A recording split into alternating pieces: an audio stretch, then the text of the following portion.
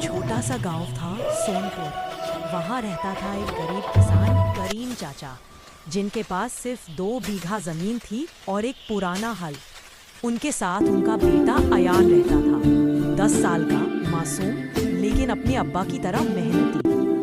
गांव में उस साल बारिश देर से आई, और जब आई भी तो तेज आंधी के साथ सब कुछ बहा दिया। सारे किसानों की फसलें नष्ट हो गई।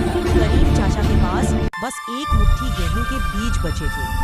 अयान बोला, अब्बा, इनसे रोटी बना लेते हैं, हम भूखे हैं। करीम चाचा ने बीजों को अपने हाथ में लिया, मिट्टी को देखा और धीरे से बोले, नहीं बेटा, ये बीज हमारी रोटी नहीं, हमारी उम्मीद है। अगर तो आज कहानी कुछ इस तरह से शुरू होती है कि एक छोटा सा गांव है जहां एक किसान परिवार प्राकृतिक खेती पर भरोसा करता है।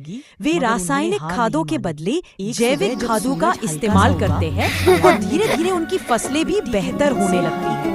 इस सफर में उन्हें कई मुश्किलों का सामना करना पड़ता है, जैसे कि कीड़े मकोड़े, मौसम की चुनौतियां और कभी-कभी पड़ोसियों का भी विरोध। लेकिन उनकी मेहनत और धैर्य से धीरे धीरे सब कुछ ठीक होने लगता है और उनका गांव एक रोल मॉडल बन जाता है। इसी तरह कहानी आगे बढ़ती है।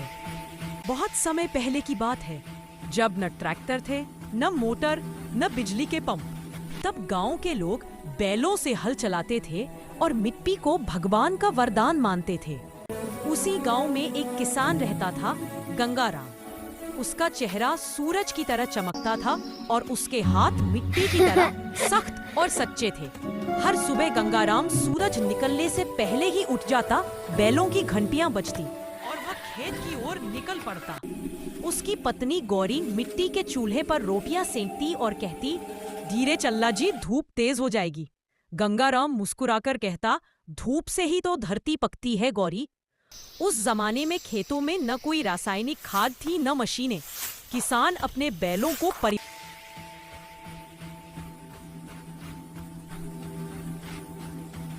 The land is parched and the rains have forsaken us. We must find a way to bring water back to our fields or all will be lost.